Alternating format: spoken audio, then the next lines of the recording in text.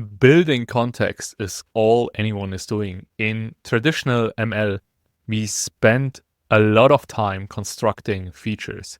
We crafted, selected, and transformed raw data into a form that the models can learn from. And context engineering is feature engineering for LLMs. And for context engineering, we try to curate input signals. So each piece of context acts like a feature that informs the model's output.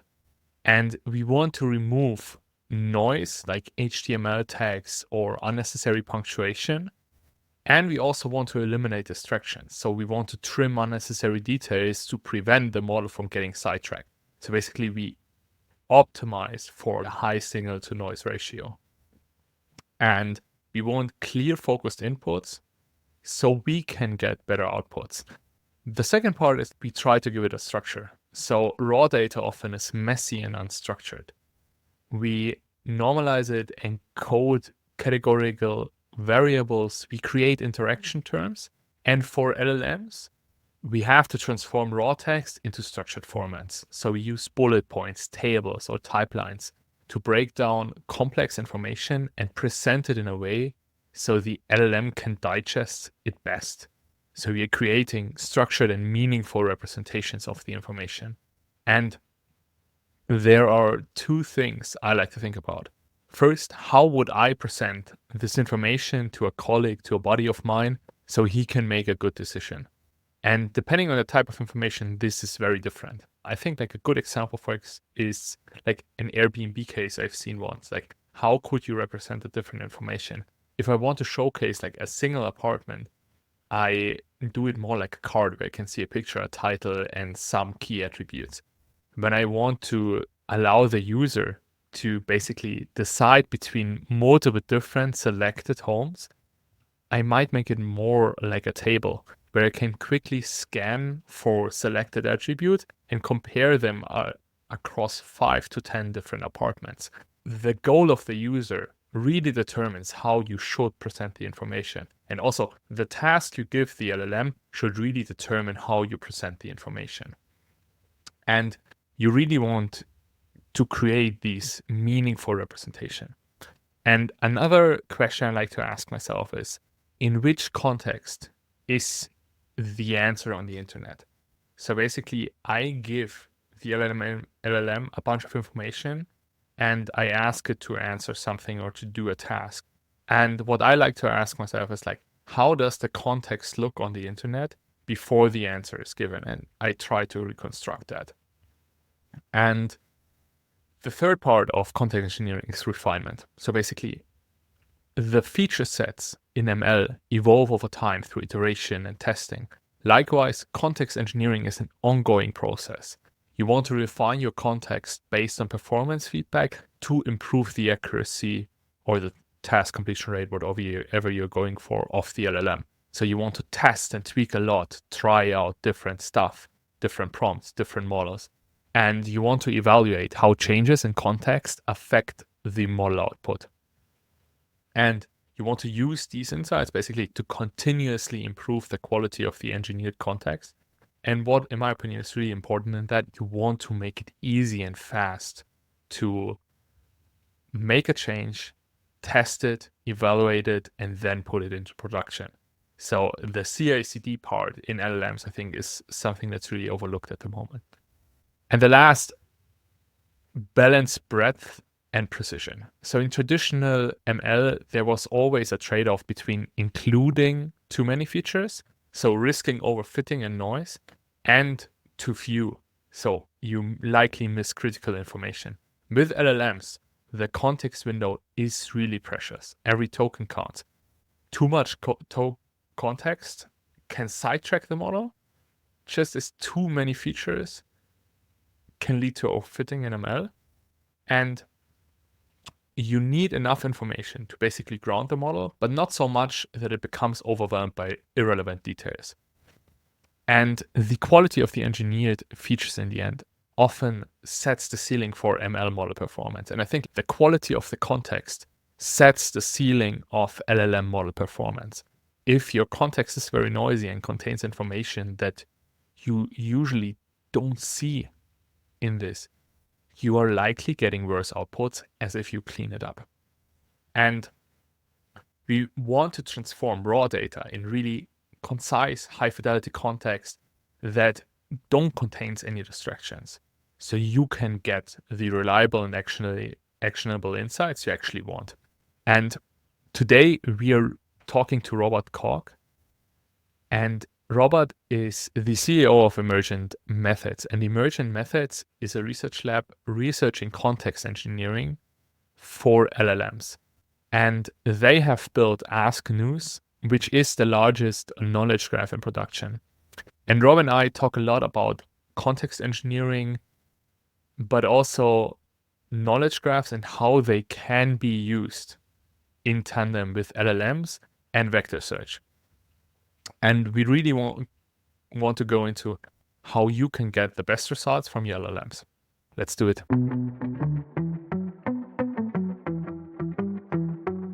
For me, an agent, the definition goes after like the reinforcement learning definition. Yeah. I think agent has become a marketing term. Like in a technical sphere, agent doesn't carry any value anymore. Because if I tell you like implement an agent, you wouldn't know what to do with it. So I think as like technical perspective, like the technical domain, we should scratch the term. We shouldn't use it anymore and come up with like new definitions, which are way more specific. Like what are we actually implementing?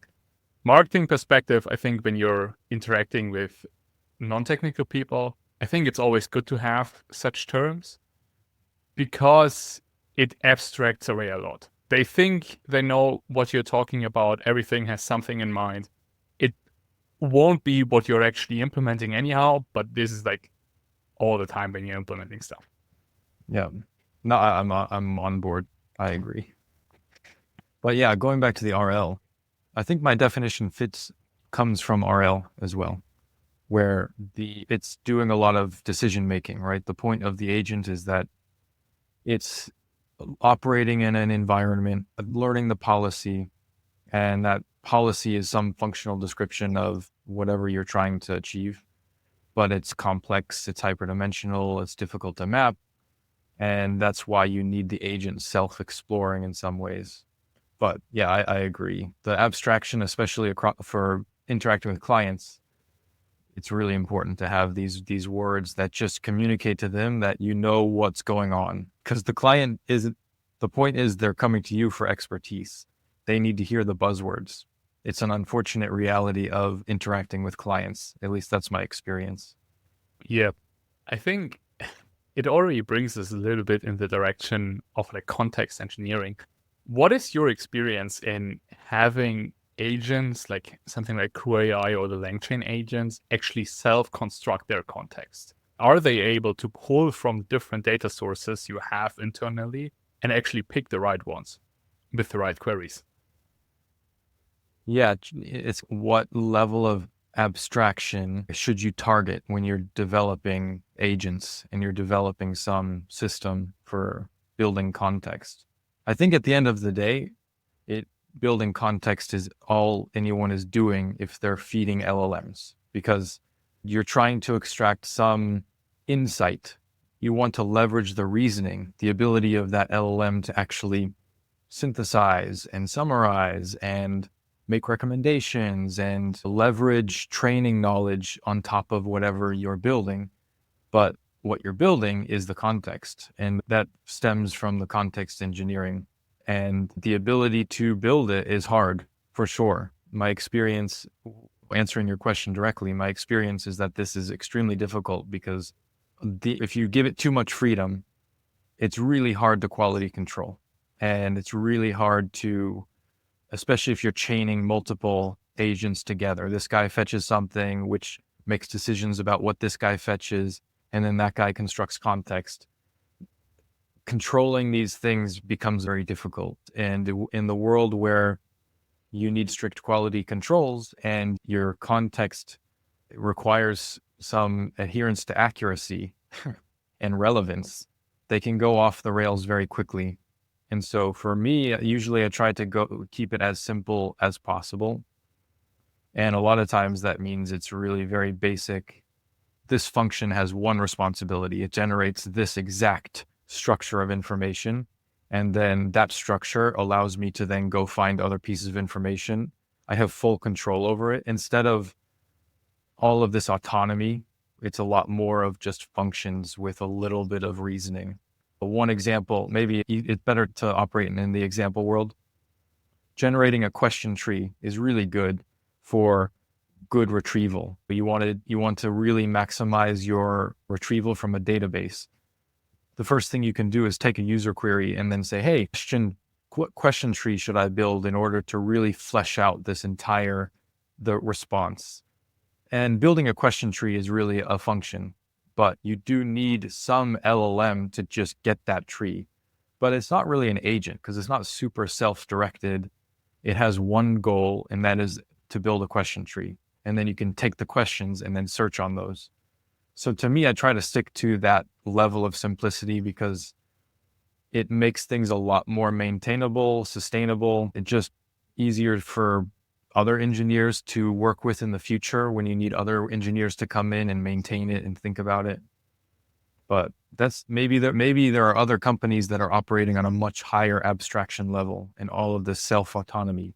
But we are focused on delivering very direct news, and therefore it's a lot harder for us to just let things go off the rails. We need to be very regimented in how we report information and making sure that information is strictly adhering to guidelines. And that comes from a lot of very strict function calls.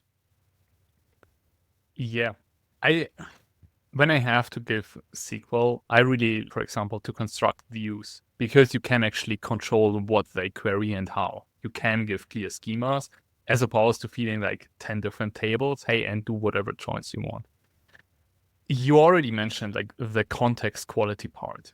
What are the different technical components of context that you think matter the most for a high context quality?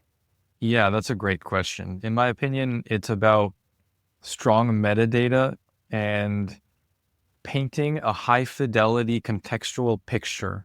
And obviously that's a bunch of kind of abstract jargon, but that comes from good metadata. So the stronger the metadata that you give, it seems the stronger the general business insight. And that is, there's some intuition there. It's like this. If I want to forecast whether or not Kamala Harris is going to win the presidential election, let's start with what kind of contextual picture we should be building. Let's say we know Biden exited the race. That gives us a piece of that paints a bit of the contextual picture about what kind of forecast we're going to be making for Kamala winning this race. If we know when he exited the race, when was this reported? That is another piece of metadata that comes in very handy. If he exited 2 days before the election, obviously that changes the forecast 100%. We know that he exited 6 months before. That's a very good piece of metadata to continue to paint the picture. And so if you extend the limit case on that, how much metadata can we add to news reports? What about reporting voice? Knowing the voice that this report was written in, was it sensational, persuasive, objective, analytical, investigative?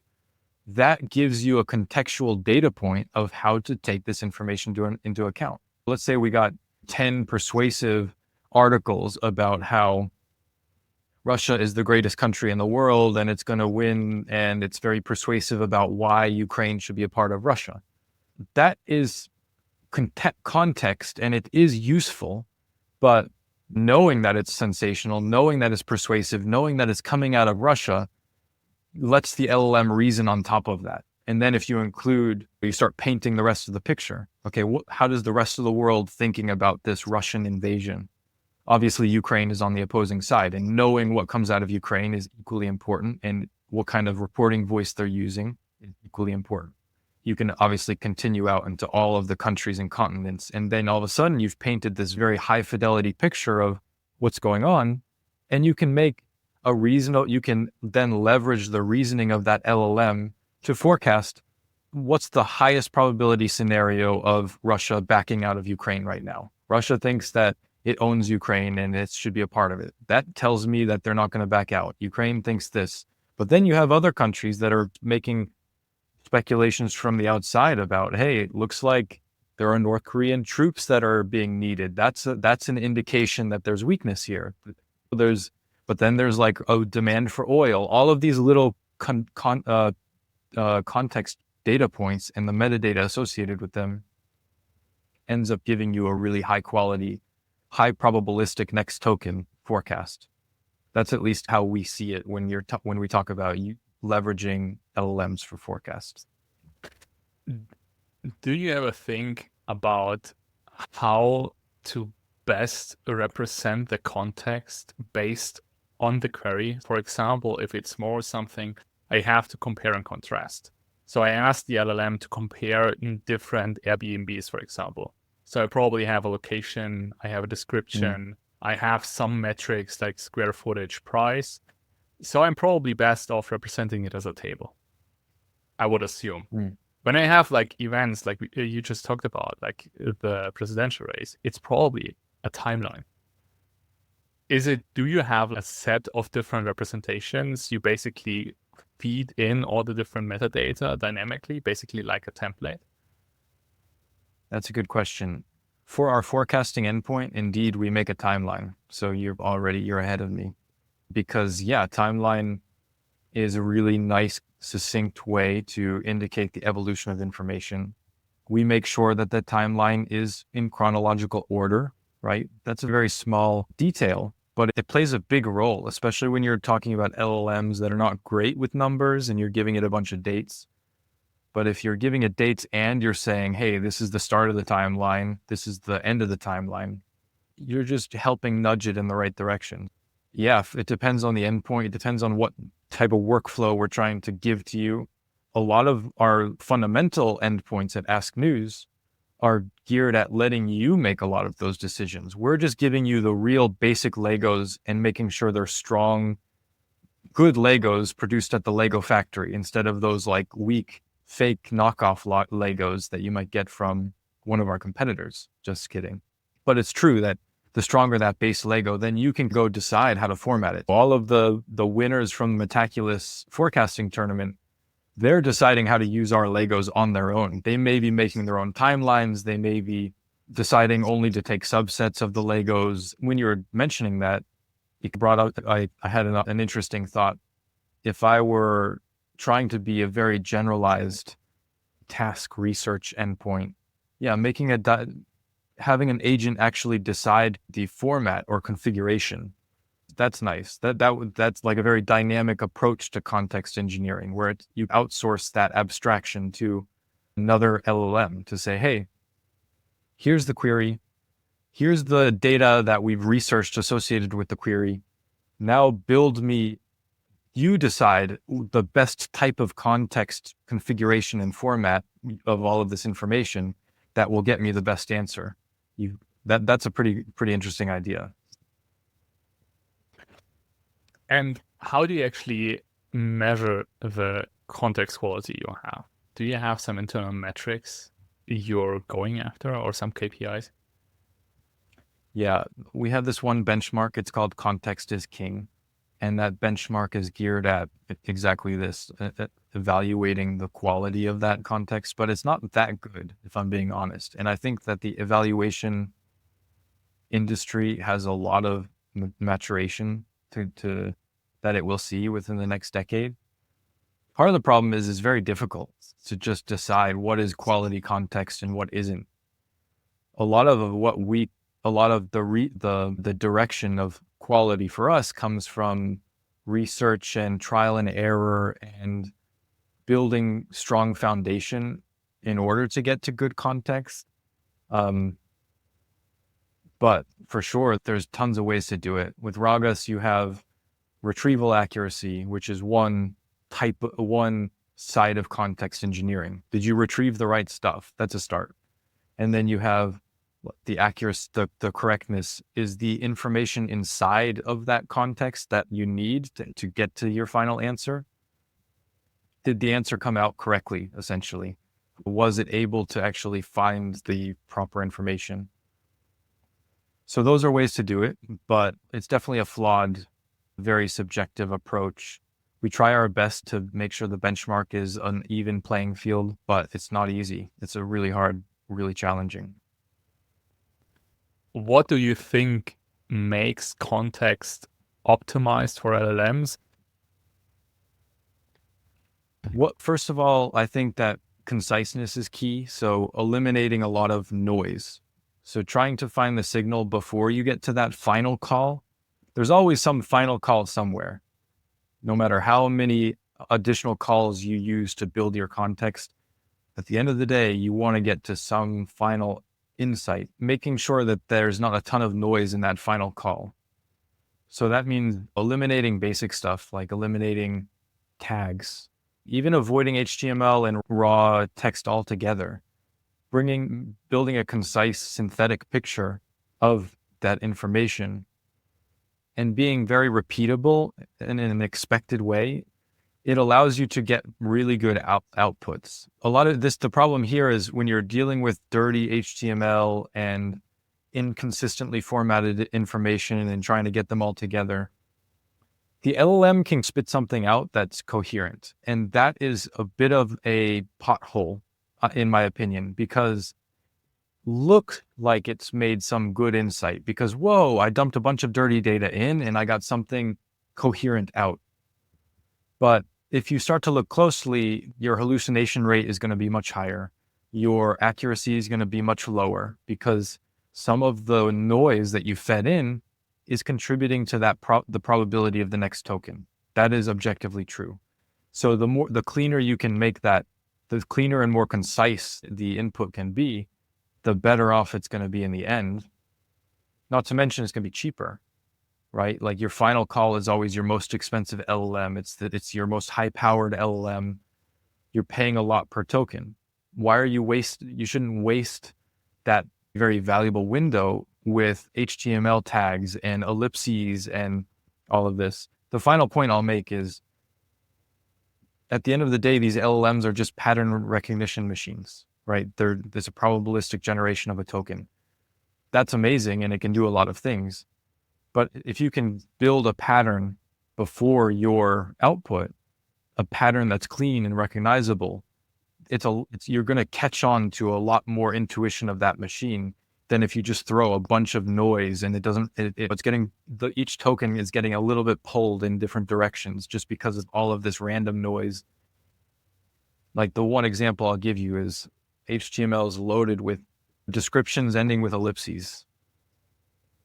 This is a huge problem for an LLM because as soon as it sees a sentence that ends with dot, it just wants to finish that sentence. Even if it's not doing it outwardly in your output, when it's trying to process all of this information, it's a lot more likely that it's filled in whatever its thought should go there just because you've seeded it. Wonder what goes here.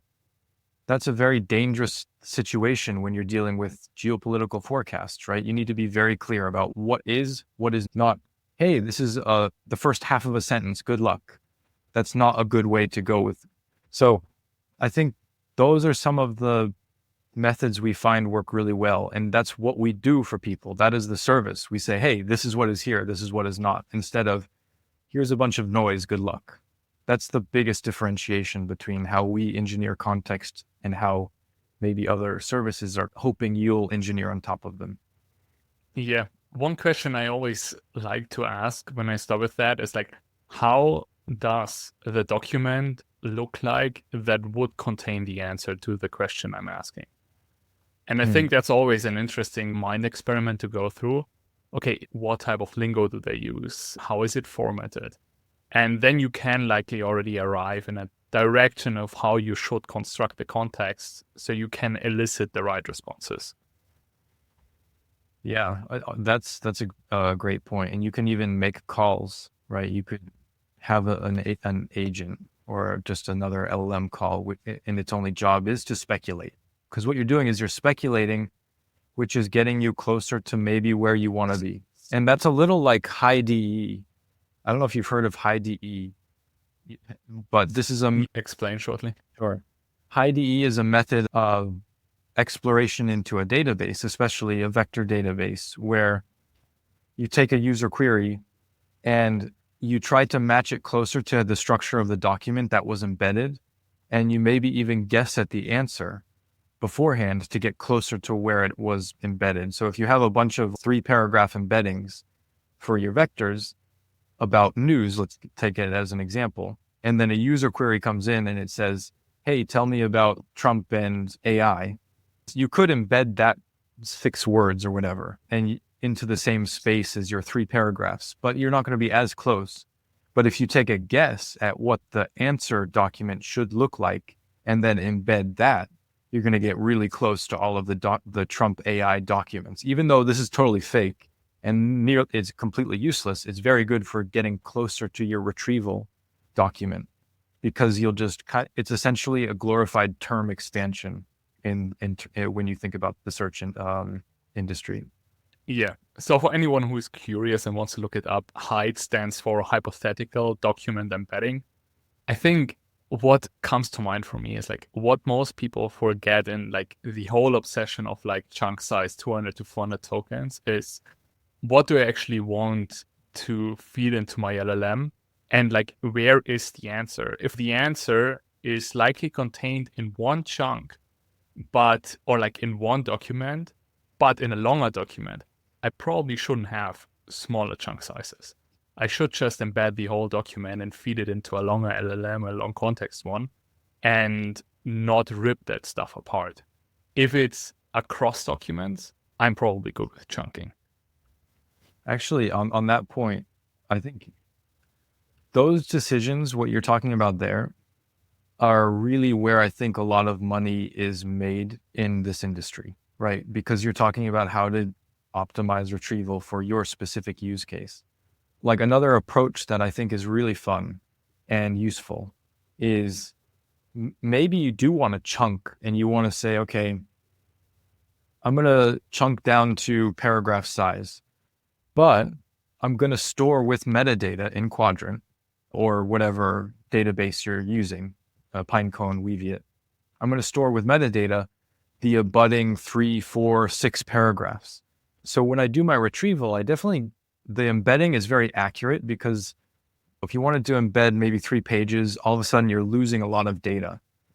But if you embed just that one paragraph, that embedding is very representative of at least that particular paragraph. So then I retrieve it, and then I just attach the metadata to it that I've stored with that chunk. And that's really powerful, because then your context still contains the auxiliary information, which almost certainly needs to be present in order for you to make a good analysis. But you saved how much you needed to embed. You saved the actual inference embedding was cheaper because it was fewer tokens that you needed to embed. All of this adds up to potentially a more accurate picture. It depends obviously on your use case, but I think there's so much creativity you can put into chunking, like you're talking about. And that in itself is a part of context engineering, because it's like, how do I get to the information I need? And that's really fun. Really, it's a really cool industry to be a part of. Yeah. And especially like with multi-vectors, you can do some really crazy patterns, because I don't really have to embed the long document. I can still split it up to 4 different vectors for one document and store it associated with the one document and retrieve over all of those.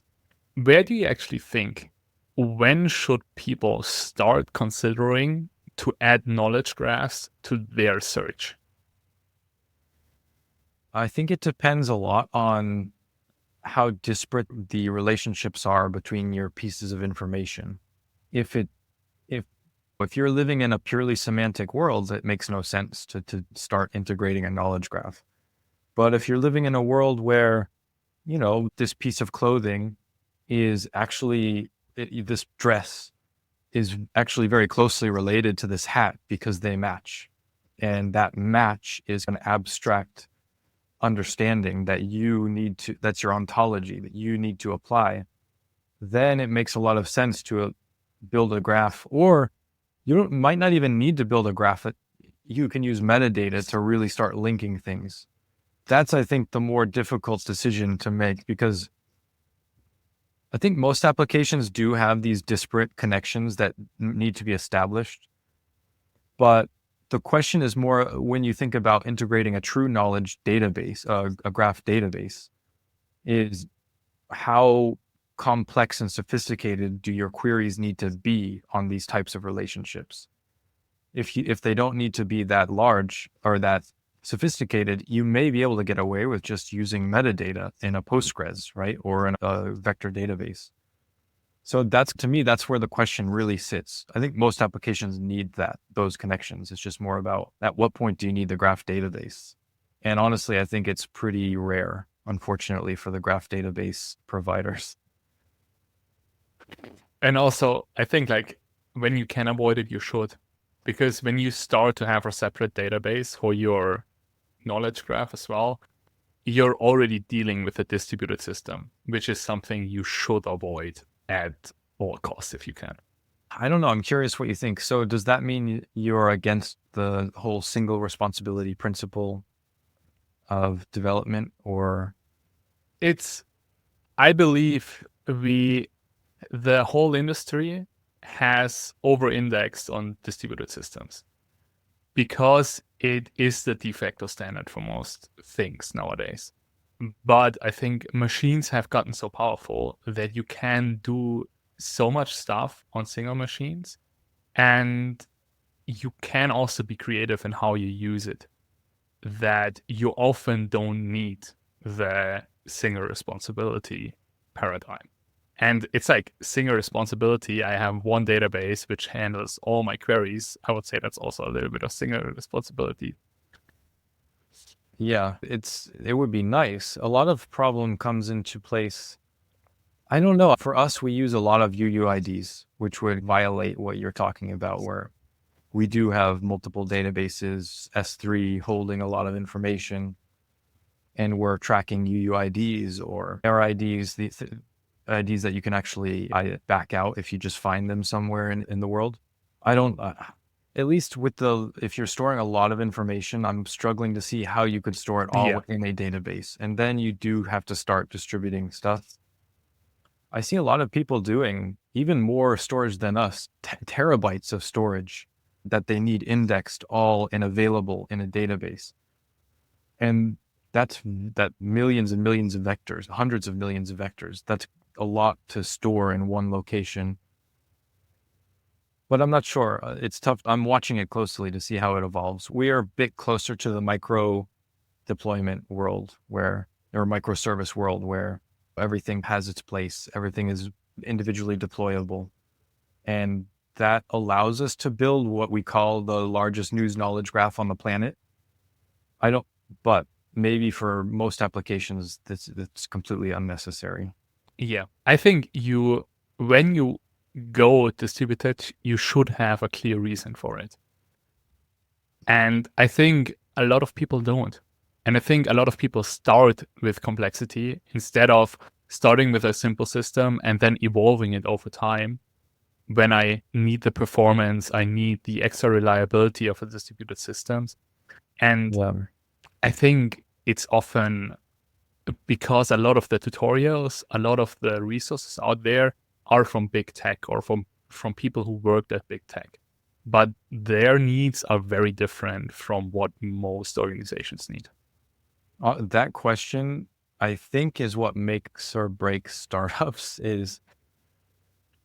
I see this on LinkedIn and Twitter all the time, this whole idea of don't over-engineer too early. Hack it out.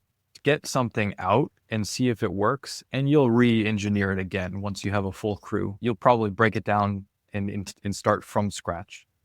So starting with microservice-oriented paradigm might end up giving you baggage because you started too early. On the same note, if you're convicted in your application and you're building it out, so choosing tech debt from the start, right? When you hack something together, you're choosing tech debt because at some point you're going to need to pay that debt.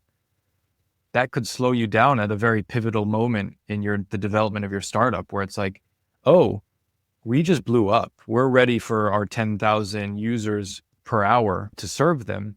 And they're trying, but this system is just completely falling over. We're going to need to block and pull back to our 200 per hour that we were able to serve before and rebuild. And then in 6 months, let's just hope and pray that those 10,000 per hour come back. I don't know. That sort of decision making is so abstract and so difficult. It's project manager level stuff. Even I consider myself not capable of this level of direction.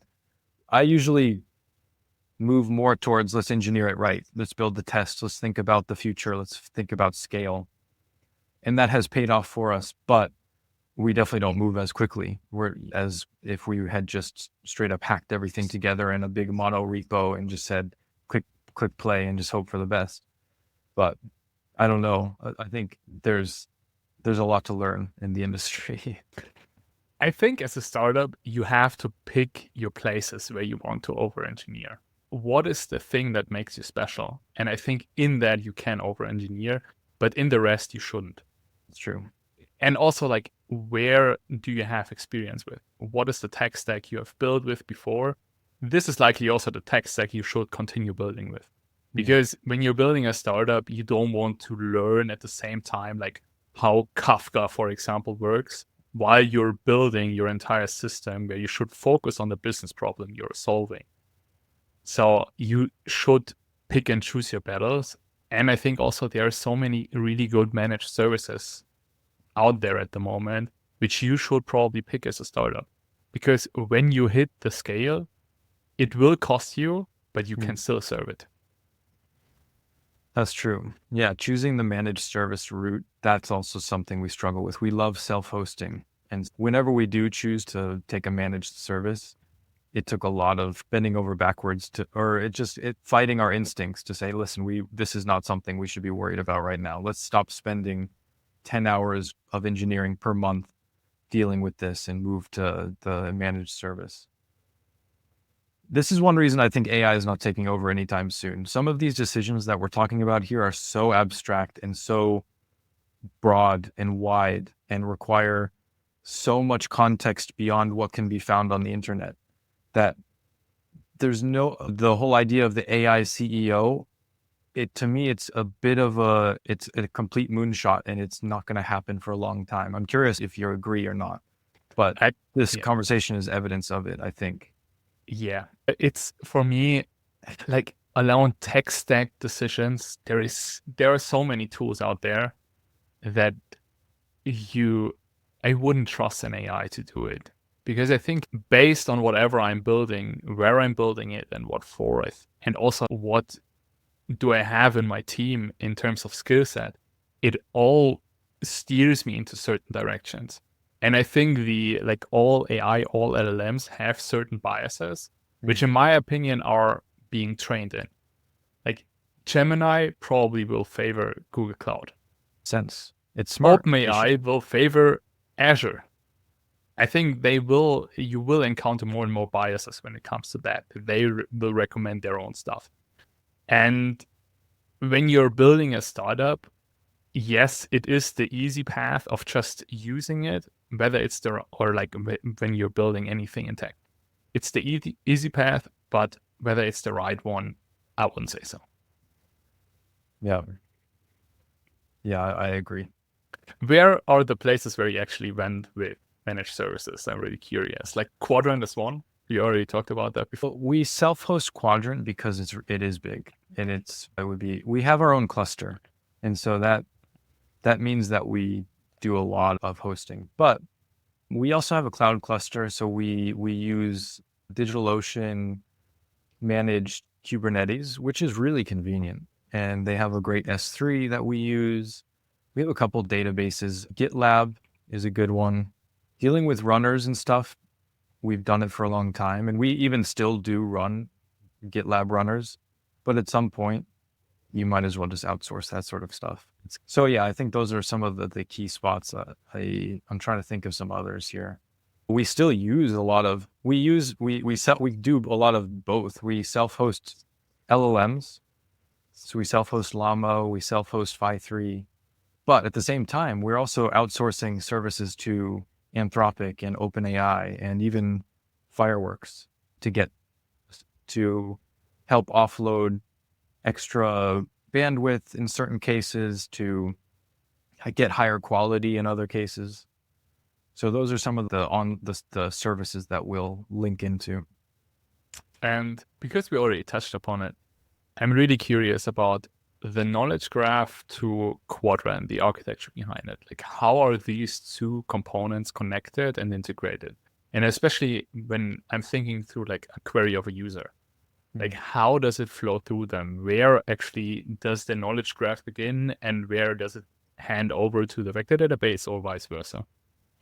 Yeah, it's a hierarchy of services that are talking to each other. Quadrant is handling the entry point, right? Quadrant is this really beautiful system where it's able to get you that general regional overview of what you're after. In this particular case, we're looking at all of the news. And so to start, we need to at least get a general region, because there's no way we're going to host and upsert 1 million entities per day into a graph database. Instead, you can start with a vector database, right? And that vector database is really powerful at searching through hundreds of millions of vectors and then filtering those vectors upon nodes, right? And then basically your node types. At the end of the day, a knowledge graph is simply metadata with node names and then the relationships between them. There's nothing stopping you from using a Postgres or a Quadrant to just store metadata. Even in NoSQL, MongoDB, just filter on and index the parts of your graph that you want to gain early access to before even the graph is constructed. So this is basically the entry point of the query is, hey, let's at least narrow it down before we get into the nitty gritty of multi-hop querying and applying Cypher in some way, some kind of sophisticated way. So at least that gets you access to a lot of the information. A lot of this is just UUIDs, like I talked about earlier. And so some of the data is not necessarily stored directly in Quadrant. And so that also makes things a lot faster and more efficient, because again, you don't necessarily need all of that information sitting in RAM. You just need the indices sitting in RAM. With Quadrant, those indices can sit on disk, which is really powerful because it opens up the ability to make massive indices without paying an arm and a leg. So some of those indices are absolutely helping build out the final graph. First, we're aggregating a bunch of information using Quadrant S3, and then able to then build a graph on the fly from that information. And so that graph, when you're building it, that's the more complex part, the part that we've put our research into, how to build that graph on the fly in a very A, efficient way, B, accurate way, and then once you have that, you can upload it into a graph DB, because now you have this small graph. It's really agile. It's really mobile. You can upload that into whatever you want. You can put it into memory with Kuzu. I don't know if you heard of this, of Kuzu, or you can put it into memgraph, which is really powerful, or Neo4j, whatever you want. Because now you just have your triples, right? We've gotten the triples, but in order to get to that subset of triples, we had to take this kind of journey. And I don't see any other way that you would go about doing something like this, because again, you can't just upsert millions of entities a day into a graph DB. They're very heavy, computationally expensive. They're not designed for this sort of thing. Yeah. I would love to make it a little bit more tangible. So I'm like a user. I have the question, Sure. Is Kamala Harris going to win this election? Yeah. We know it by now, but the query comes in. I'm assuming you're searching over some form of document. Yeah, then we can essentially do that query into the vector database, into Quadrant in this example. So we say, okay, I want to know about Kamala Harris for the presidential election. Okay, query Quadrant, get all of the related documents to that. Now, there are multiple ways to query AskNews. If you want to just use the natural language query, you can. If you did want to attach other metadata filters, you absolutely could.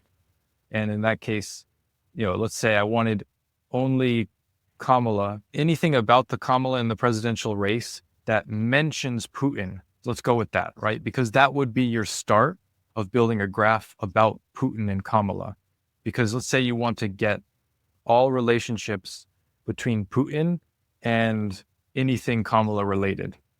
The step there would be to actually fetch all the documents that mention Putin with respect to Kamala. So that's essentially, we're able to get those documents first and then build out a graph related to that. Does it make sense? Yeah, so basically you have embedded, for example, all the news items. I'm running my search over it, I'm getting the documents, and then I'm constructing a graph. Exactly. But how does the graph actually now come in? What value does it give to me? Why am I not just returning like the top 100 documents and say I'm done with it?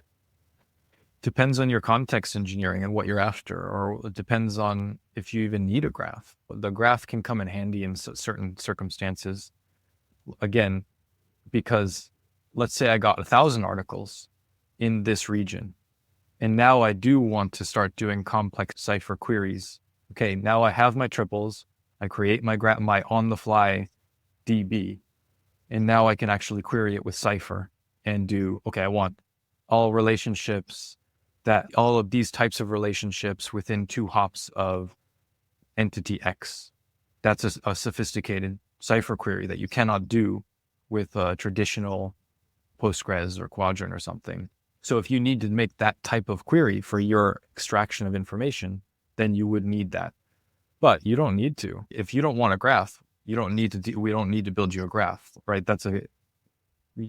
Essentially we have a pipeline of enrichment, and you can dip in at whatever level of enrichment you want. If you just want the raw, you want to treat us like a typical news API where you just grab news docs out and you're on your way, great, no problem. If you want us to construct your graph for you, no problem. If you want us to construct your graph and query your graph for you, no problem. So essentially that enrichment pipeline allows people to select what they need and when they need it. Yep. What would be a good example for a query where you actually have to construct the graph, query the graph, but then also, I'm really curious also about the re-ranking part. Like, how do I then combine the different signals from the graph, from the semantic search, and probably also the keyword search, which you're running as well? Case of our graphs, of our news knowledge graph, would be an analyst trying to explore relationships of some topic of interest. They're trying to, here's an example. Love Justice is an NGO in South Africa. They're trying to combat human trafficking. One of the ways to do that is to identify entities which have cropped up in relation to crimes that maybe are related to this topic. So they can build a graph out and go select that entity, but then get 2 hops to that entity. And all of a sudden, now you've got semantically different information that's related to it, which allows you to identify a hidden relationship, right? Because let's say a crime occurred at this shop. And so they managed to uncover some crime at this shop. That's in the news. There's another article somewhere that mentions that this shop was struggling to get supplies from this organization. And then that organization has some crime associated with it. And all of a sudden you've managed to potentially connect dots that were not immediately apparent by just doing a similarity search on that initial shop. So now you've basically identified that, hey, this is interesting. This organization had a crime that may have a connection to this other crime that occurred at this shop. And I could only get to that by this knowledge graph. Does it make sense? Yeah, and I think you could probably do it both ways. Use it to enrich, but also use it to basically narrow it down because the relationships aren't there that you're actually looking for. Yeah, what I'm really curious about, we talked about in a conversation before that you basically normalize everything to English. What I thought about immediately is how do you handle entities or relationships or concepts that do not translate well? That's a good question. So we are tracking, I think, 17, maybe 19 languages now. And we only track languages that we know can translate well. Now, that still doesn't technically answer your question, because you said maybe the majority of Russian translates well, but there are certain entities that just don't. They don't translate. And the beauty is, if it doesn't translate, a lot of times it won't translate an entity name, right? And so we can still have that original name in the database. And especially if it doesn't translate well, it's probably just going to keep that original name. There's no other way there's nothing else that it can do with it if it can't translate it. So we can still hang on to entity names that are in other languages, which is great. But when it comes to text and stuff and expression of information, there's absolutely some information lost. And that's unfortunately kind of part of the game that you're playing. If you want good search, you want good relevant search across French, Swedish, Russian, and Italian all at the same time. I want to say, give me all of the latest information from all of these languages related to the European politics. You could go in and try to do multilingual embeddings, and then you have multiple vectors potentially, or you have one embedding model that you think is great for just those languages. It's going to get messy fast. But if you've normalized everybody to one language and then embedded, now you're operating in a much cleaner parameter space. At the end of the day, we're just talking about parameter spaces. And that parameter space is, hey, my Swedish report on European politics is now sitting in English. My Italian report about European politics is sitting in English. And therefore, when I make an English query, those things are coming out equivalently. We've now reduced bias, right? So we've mitigated some bias towards a language because we're not actually biasing to a language. Yes, in general, we're sitting in an English translation bias, which we fully admit, okay? But it's one of the better bias languages to be sitting in, since a lot of the LLM world is operating in English, and prompts are very receptive when you start interacting in English. There are absolutely sacrifices, to answer your question directly, but in some cases you may be surprised that if it doesn't translate, we're just holding on to the original entity name. The rest we get as a nice, balanced retrieval. Yeah. And to really drill that home, I built something similar once, and I tried to do it in multiple languages. And I spent nearly a month trying to get entity deduplication to work. Because if you have basically multilingual entities and relationships, you basically have to know, okay, which entities and relationships are basically equivalent and which are not. And when you're dealing in multiple languages, it's significantly harder than just in one when you're already in English. So disambiguation, the deduplication, which is actually slightly different than deduplication, is currently a research topic for our laboratory, because we are just an applied research lab. And so we're doing research on these topics and injecting it into the tools. And that's part of the offering. It's, use our service, and then you benefit from all of our research. One of our research topics, I think it was at least a 3 or 4 month research stint for 2 researchers, was how to best disambiguate across multiple languages, across different topics, right? It's not even just languages, it's topics. And what we found is that, we found a really nice method, which works very well the majority of the time. And so that is the default approach that you'll get when you interact with the knowledge graph. But you still need human in the loop interaction some of the time. And it may not even be because we were wrong. It may be because you, as an analyst, want these two things disambiguated, even though there's no reason beyond your particular use case to disambiguate them.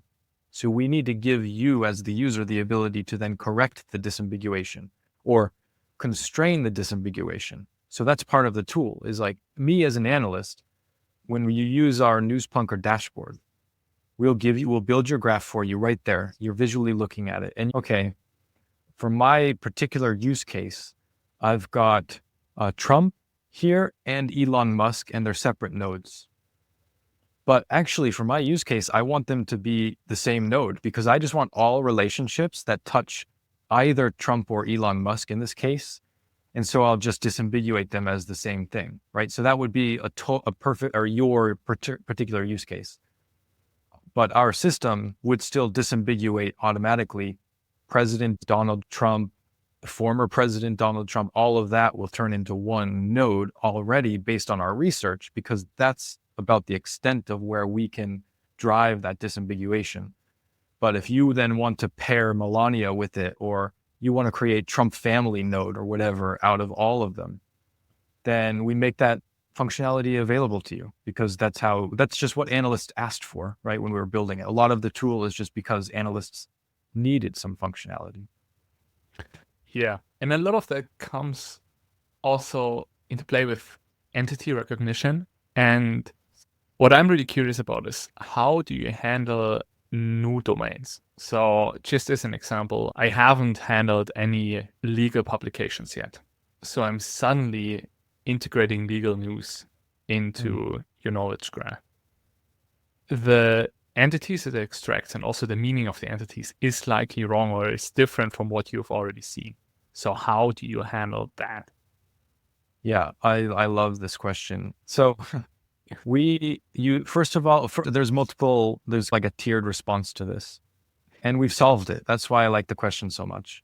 First of all, let's start with the model that we trained for entity extraction and released on Hugging Face. Is called Gliner News. We fine-tuned Gliner, which is a very smart architecture based on BERT. Now, this architecture allows you to, or it has extrapolative abilities. That doesn't mean that it's able to perfectly move into a new domain, right? Of it's never seen law, and now it's able to do law without seeing it. So you're right. Your intuition is 100% on the head of the nail. But if you have trained it for a variety of topics, it is very good at extrapolating. And we proved that with our research paper, and I can link you to it. It's called Curating Synthetic Data with Grounded Perspectives for Equitable AI.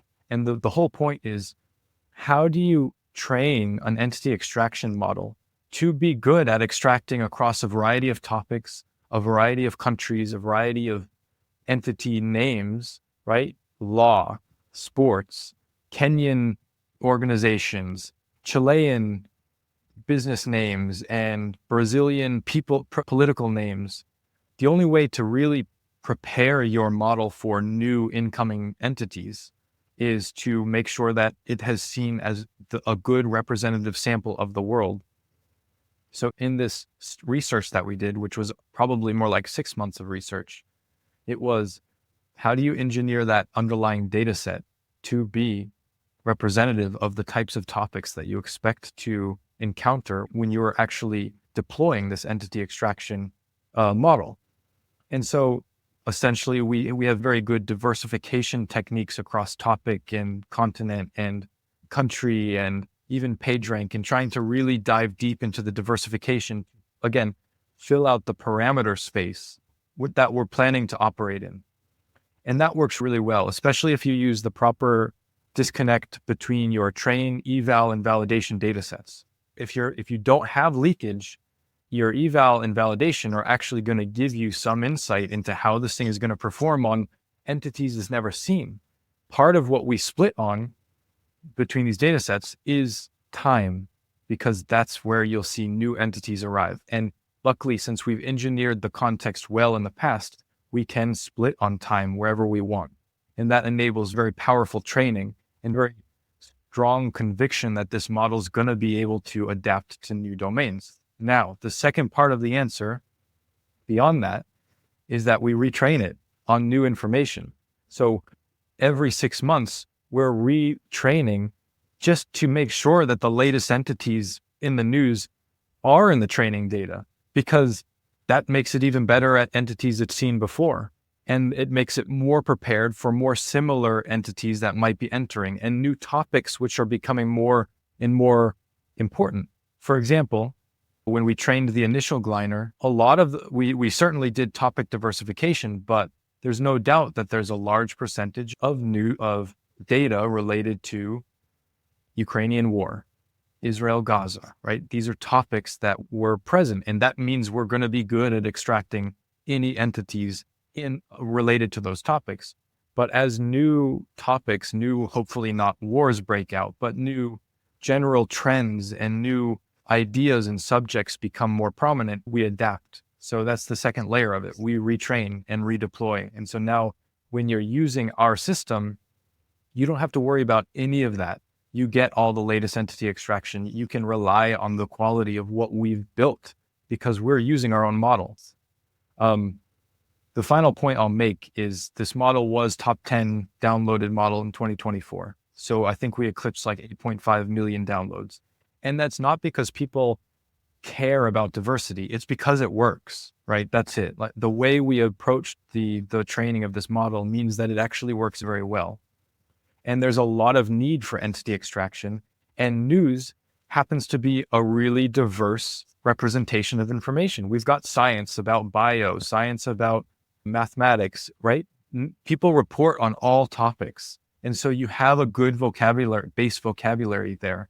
So it's called Gleiner News, but it turns out it's really usable across almost all domains just because of the nature of the topic diversity and how we've injected it with the news. If you have the time, I would have 2 follow-up questions on that. Go for it. It's maybe first on the continual training. How do you actually approach the training mix? Because there have been a bunch of studies on that, like what's the optimal mixture? And I think it's still pretty unknown. I think Predibase always, or it advocates for basically 50% from the old training set and 50% of new data to not bias it too heavily. Do you have anything, any tricks? We have some configs that we've learned works well. A lot of what we do is human in the loop looking at data, right? This is one reason things work for us is, we use evals. We even track general benchmarking data sets while we're training. But at the end of the day, sometimes it can do well on a training, but if you go look with your own 2 eyes at a lot of the output, you may not actually be as impressed or happy about what's happening. So a lot of what we do is we look with our own 2 eyes. And when I say we, I should say Ellen, who's our director of transparency research. This is transparency research at its finest. Looking at it with our own 2 eyes. And that means, taking the data, looking at statistics about that data, visualizing various dimensions about how it's represented, where's the error, looking at the error itself, identifying where the error is and deciding, is this error that we like or don't like? Why is it error? Sometimes it just crops up as error in your training, but the reason for the error may actually not be as bad as you think, or it may be worse than you think. And so you need a human to just go in and look. And so at the end of all of that, we end up with a config and we say, hey, this is the split that worked at the end after all of our retries. This is the heuristic we're using for our splits across diversification. Like one decision, I'll give you an example of kind of an arbitrary decision that just had to be made. We just don't have the same amount of data coming out of Kenya as we do of UK and France and USA, but we still need data. So how do we decide the amount that we can't break down the United States all the way down to the same amount of data from Kenya? We'll lose a ton of data, but we don't want to bias too much to the United States. And so this comes down to a bit of hey, we think generally we're going to cut off these major countries at this percentage and make sure that the tail is smooth and that, Bangladesh, we have a very small representation, unfortunately, but at least we're guaranteeing that the distribution fits what we would expect the general representation to be from a just reasonable human being perspective. And then it ends up working when we apply it to Kenya, right? Checking. Okay. Kenya didn't have a great representation, but when we apply it to the Kenyan information that it hasn't seen, how well does it do? A lot of the decisions are kind of art in some ways, which I hate to say it, but that's a moat, right? We couldn't find real hard quantitative solutions to some of the questions you're answering or the questions that you're posing. And the fact that you're posing the questions indicates that you're locked in, like we should probably hire you to start working for us at some point, because those are the hard questions to answer, honestly. Maybe another hard one. How do you think about like slop So basically the AI generated content that probably doesn't carry much signal, doesn't carry any diversity, and also isn't really fresh. Yeah. We deal with this a lot because a lot of what we're doing is scraping open web information. And some of that open web information is indeed slop. It's just total AI generated crap. I don't know. There's a bit of a philosophical debate here about if it's going to break the internet, right? I think that's what everyone wants to know. Are we going to just deteriorate into this idiocracy of AI generated madness? And I don't prescribe to that mentality only because people are directed towards information that they buy. They not buy like physically, but they agree with, they resonate with what's being described there. And I don't see people resonating with AI slop ever. And so that content doesn't generate value anywhere. And therefore it doesn't warrant its existence on a server. And really it costs money to hold a piece of information on a server on the web. And if it's not generating value, it's not going to sit there very long, unless it's getting traffic and generating value.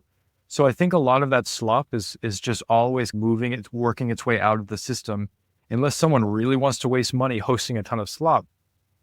I'm seeing still a lot of great writing coming out of a lot of places. And even we, as a company that uses AI, we hire human writers because you need a human. If you're trying to generate a piece of writing that hasn't been generated before, you can't use an interpolation machine to get to that answer. You can use an interpolation machine to help get you to that output, but you need a human to connect that dot between what I as a company want to express or an organization and what I as a person believe the audience is ready to read. And I don't see slop connecting those dots anytime soon. And that, to me, gives me comfort that, okay, I'm paying writers, so I'm going to be still contributing to normal writing. And we are AI first company until we see some true slop like overload. And I'm at least optimistic. But what are your thoughts on that point? I think it will become more and more content. And I think it's the same as it was before. Our recommendation systems are very good. If you decide to engage with slop, you will probably get more slop. And you create your own echo chamber. And I think you have to curate. And the value of curation probably will go up, but it already is. Like the amount of content that's already created, probably a factor of 10 won't make much of a difference for the singular person. For me, like when I'm writing stuff, it's like my quality bar is basically I take all the context I have, throw it all into Claude, Gemini, whatever, and give it like really instructions how to write it, what to write. And when it gets close to what I've written, I just throw it away and don't publish it. When it gets close? Yeah, basically. In what way? So I have written my blog. I'm finished. I don't really write with AI. Maybe for some phrases and stuff and rewriting.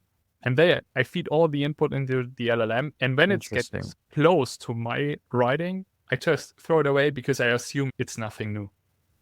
Interesting. Okay. Because it's managed to, it's only interpolated. So you're on my side of the fence of if an AI was able to interpolate to it, it's not interesting enough for the web.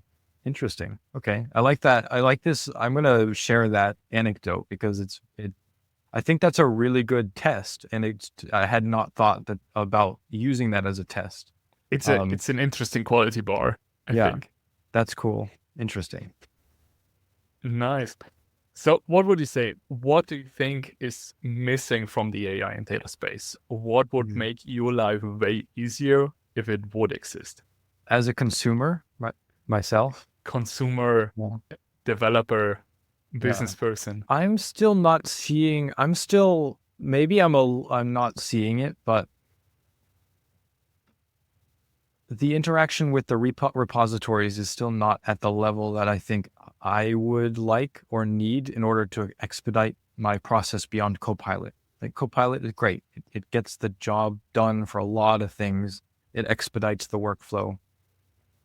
But I think a much deeper understanding of the repository is something I would love to see. Something where I'm able to onboard an engineer very rapidly into a very sophisticated set ecosystem of repositories where they can talk to them and ask questions and get real answers. I think a lot of questions when you're talking to a repository, I've never gotten great answers out when this whole idea of talk to your GitHub. It's always kind of something that satisfies what you're after, but it's not really getting to what I need, and I end up searching myself and then solving it. I would love to see an engineer be able to onboard and actually talk to a set of repos and get that out. Maybe it's happening with a product that I've missed. I think AI is moving quickly. So I don't know if you know of one. I'm happy to get recommendations. I don't. It's two thoughts on this. Like how I do it, I go through the commit history and the issues and look at how the project has evolved. Because often it concentrates on certain area where there is the most activity, and that's the most important one. So you should probably focus your attention there. The second part is I think we need coding tools that behave more like systems. In what way? We have a lot of different components already. We have good code search. We have tools that can answer questions decently well. We would have tools to construct context, but no one, in my opinion, has put it together in a good way.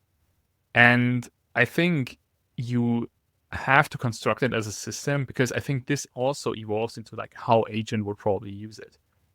Based on a query or like a task I want to do, first I should decide, okay, what do I actually need to do here? Do I need to search, or am I just writing boilerplate code that I can just use the LLM and generate immediately? When I'm asking conceptual questions, you probably want to pull in additional context from the commit history, from the issues, from discussions in the forum. And I think you have to basically have different components, like microservices architecture probably in the end, and you're pulling them in on demand. And I think there is no tool out there yet which does that. And I think in the beginning, it will look like a workflow. You probably have a classifier, you have 4 or 5 different workflows based on the complexity of the task or the type of questions, and they are executed. And over time, it can become more and more agentic. But I think that's really missing from coding tools at the moment. I like that idea of using commit history and context. And I can see how going and finding the relevant commit messages themselves and appending that to and saying, hey, here are the commit messages. Here are the commits. I can see how that can help. Maybe we need proactive context engineering. So what about this? What if we took basically as you make your commit, you type your commit message, but at the same time, as you submit it to the repository, an LLM ingests it and then fleshes out a much better description of what occurred in that commit. And maybe even, I don't know, it does some other indexing across different metadata points of this repository and this branch, edit, those sorts of things. So then it's like proactively engineered the context. So then when in the future, when I want to talk, I can now talk to a lot more sophisticated text without even getting to that code. I don't know. Sounds like something we should build. I think there are a few who do like this automated commit message construction. I'm using Better Commit, the tool to write the commit messages. Yeah. And it basically forces you to decide, okay, what scope is it? Is it like feed, refactor, performance? And then write a description, write a title. I think like the description is the biggest part, because that's the biggest annoyance. I never write descriptions. So that would be great to have. As a second part, I think is how can we actually make it easier to find the right stuff? And I think what I have gotten into is when I start a new file, the first thing I'm writing is a doc string at the top. What I actually want to do and what the interface should look like. And this is something that helps a lot. Like I often don't even need to like pull in any additional stuff into the context window because I've already written it out. And I think like these like commenting more, not for other humans, but for LLMs. I Yeah. think this is really not the practice we should do for humans because it gets a little bit annoying. But like comments for LLMs to actually help them generate the right stuff is a really interesting habit to get into. I wonder if some of the tools go in and auto comment repositories, like a tool for talking to a repo. I could imagine that during that the initial indexing, one strategy could be for the LLM to go into each file, each function, and itself make a little description of what this thing does for future LLMs to then come interact with this like more indexed repository. Maybe that's one way to do it. I'm not sure about that because what it does should be obvious from the code I've written. I think you should document the decision making behind it. What have I already tried? Why am I choosing to do that? The why and not really the what and how. Because code is a way more precise language than regular language. Yeah. What you express in your code should already explain the what. And the why is something that AI will never be able to do, which is interesting. So yeah, maybe you're right, that level. If we start training engineers to be a lot more careful about the why in the commit message, in the description, and in the comments, the LLMs can fill in the rest of the dots, right? Like you said, everything else is easily filled in, but the why, that's the project manager that you're trying to build into the system. Why did we actually make this feature? Then if that context is very powerful extra dimension that I honestly had not thought of before this conversation, that for sure, if the LLM has the why, it's able to reason on top of it and therefore probably make pretty strong suggestions about new features and potential bug fixes because it knows the thought process of why of the external context of why a lot of this information came into being. It's like a root. It's like basically root context engineering, like making sure that your context has a root into the most important humanitarian root of the context. I don't know. I haven't thought about this, but I want to try to find a way to get this into the news. This idea of like, why was this news written? Not what is the news, but why was it written? Yeah. That would be really nice to have. What's the motivation behind it? Yeah.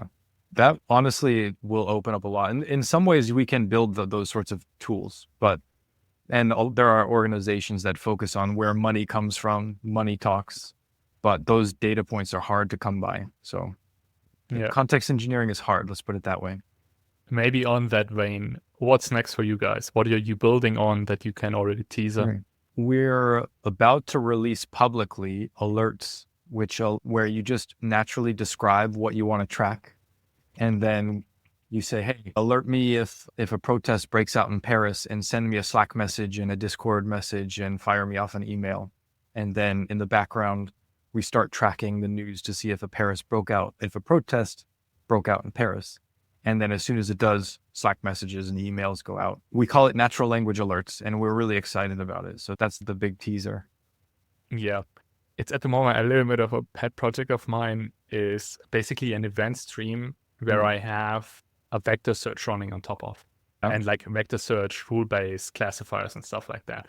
I am trying to build it out, but it's a really interesting topic, basically Kafka, but for unstructured data, like stream analytics, but what's the data source? Where's the data coming from? I'm just mocking it up at the moment. So I'm just using basically different RSS feeds. But news generally. Yeah, news generally. It's like mostly technical news, technical content, and trying to get notified when something pops up that is of interest to me.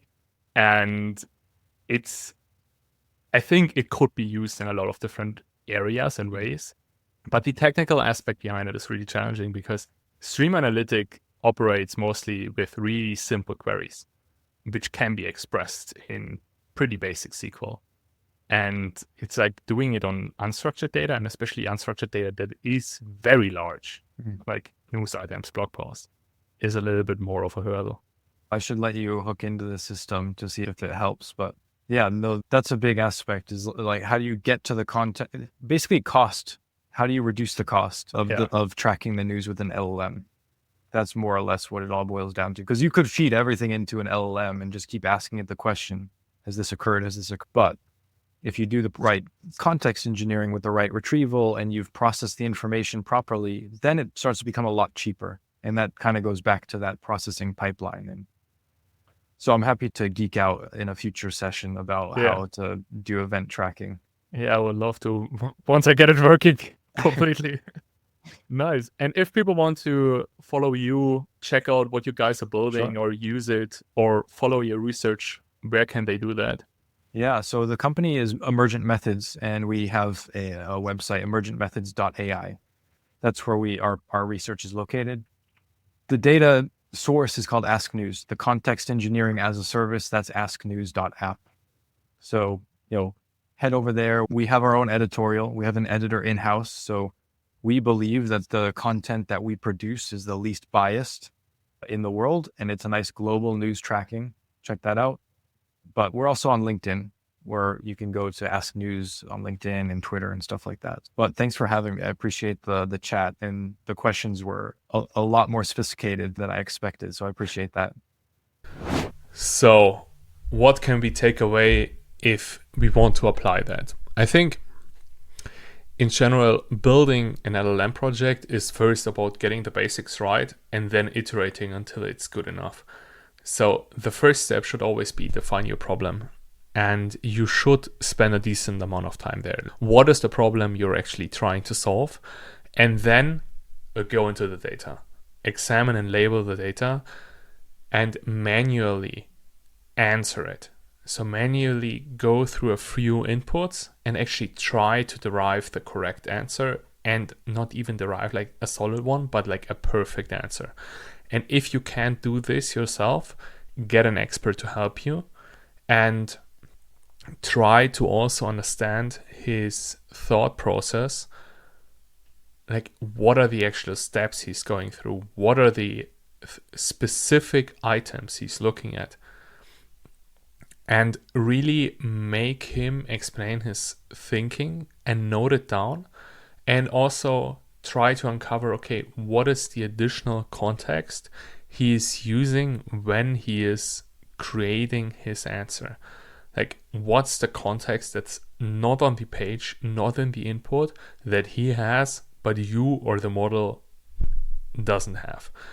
And this allows you to really understand, okay, what's the data quality I'm working with? What are gaps in the input data, in the context, that I actually have to fill? Because if he has the necessary context in his head, the model doesn't. So we need to fill it. So we need to figure out a way, how can I give the same information the human has to the model? And then try to identify like the key feature, the decision points, and also like the different steps he's walking through. Because if you can solve it one shot, this will allow you to basically break it up into several steps, which in sequence solve the overall task. Then the third step is already like clean and engineer the context, like test it out a little bit, create a basic prompt which takes in the input data, but already spend a little bit of time actually thinking through the pre-processing pipeline. Like, how do I want to change the appearance or the format of my data so the model can make a good decision?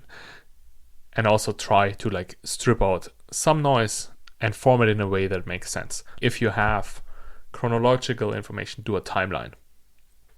If you have just general information, use Markdown.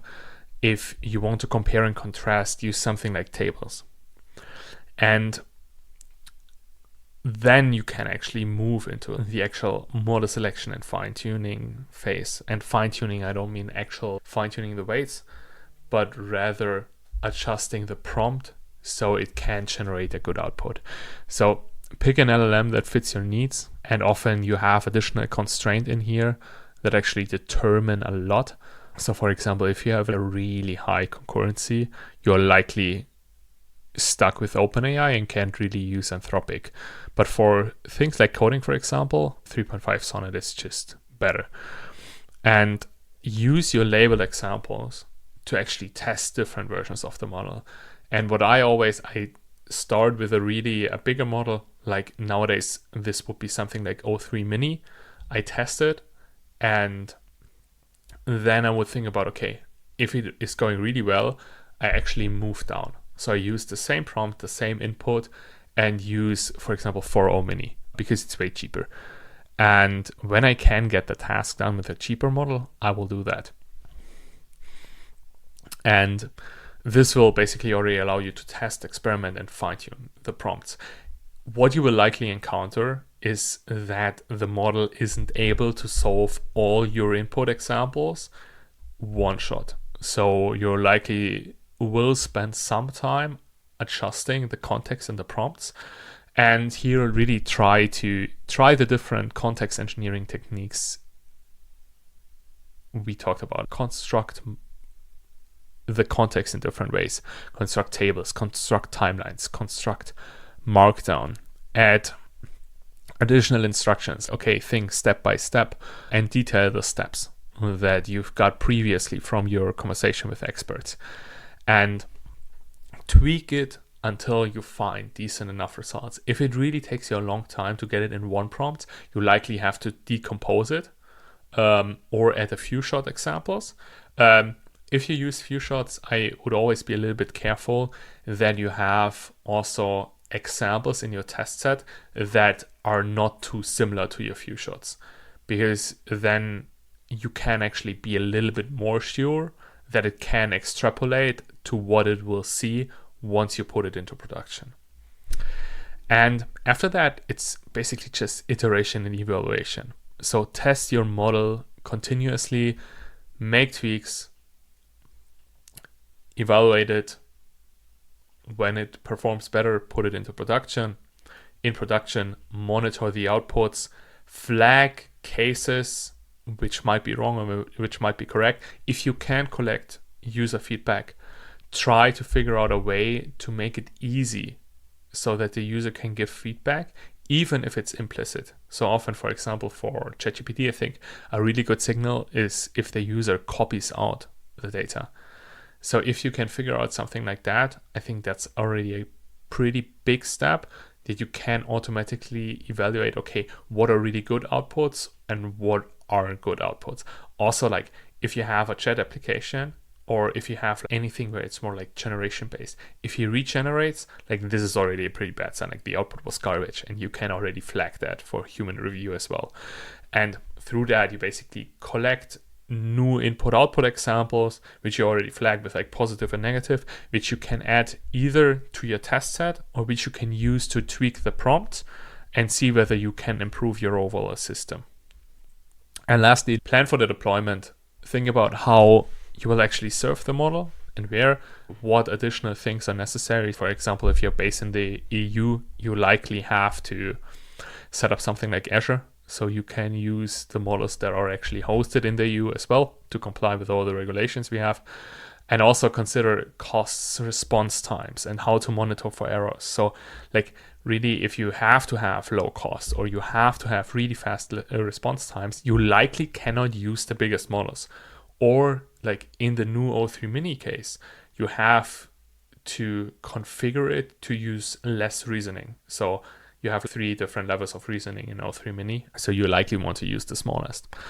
And also try to figure out a feedback loop. So how can you actually get feedback from your users without any effort on their side so you can improve the system? And this is often an overlooked aspect, which is a cross-department effort. So you often need the designers, front-end engineers, product managers involved to actually figure this out.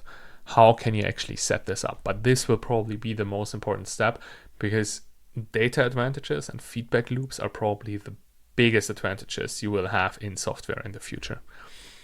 And then it's take the stuff we talked about, like for context engineering, like curating input signals, give it a structures, refine it, balancing the breadth and precision. So basically treat the context window as precious. So every token counts, and don't throw everything in there. Actually spend some thought what should be in there and what shouldn't.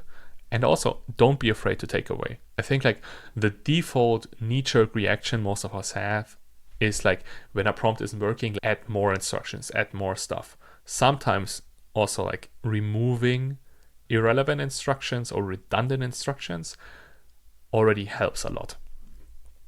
And if you want to move in like the entire knowledge graph space,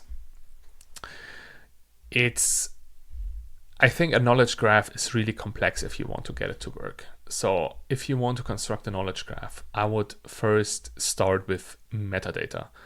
So a knowledge graph, usually you already have a vector search in place.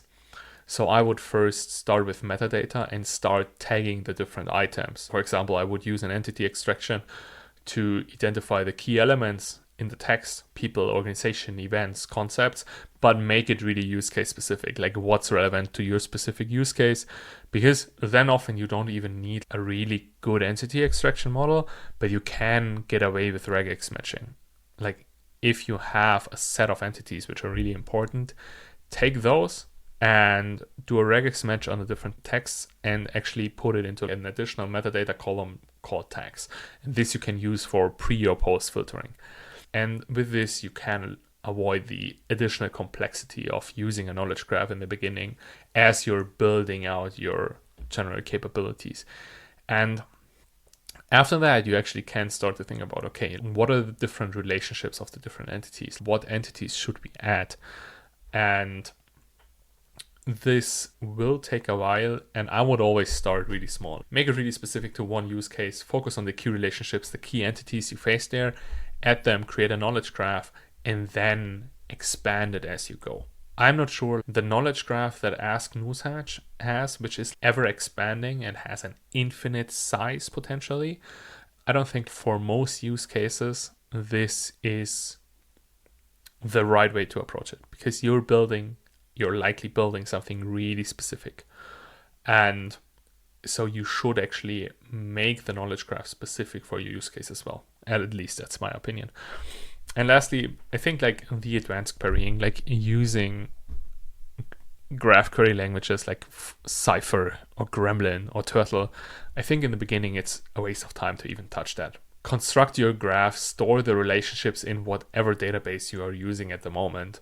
So use Quadrant, use Postgres, and when you hit a point where you actually use the knowledge graph this much that it becomes a performance limitation, then you can start to think about, okay, I need something more custom. But I would always opt for something like the simpler solution, especially in the beginning, if you don't really know, is the knowledge graph. Will it work and will it have a benefit on my application? You don't want to over-engineer it. You want to test it with as low effort as possible and with really low complexity.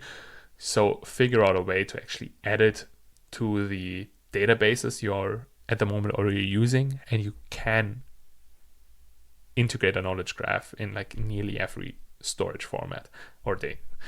So make your life a little bit simpler, because in the end, the biggest waste of time, if you spend like weeks figuring out like knowledge graph databases and graph query languages, and then you don't even use it because you just saw all the advanced querying is just a waste of time, or it's like too much for your specific use case. Yes, this was my podcast with Rob. So if you listened until here, I can just ask you, leave a review, leave a comment, especially on Spotify and Apple, but also on YouTube. It helps out a lot. Also, if you have any topics you would like to hear more about, let me know in the comments below. Otherwise, I will catch you next week when we will continue with more on knowledge graphs.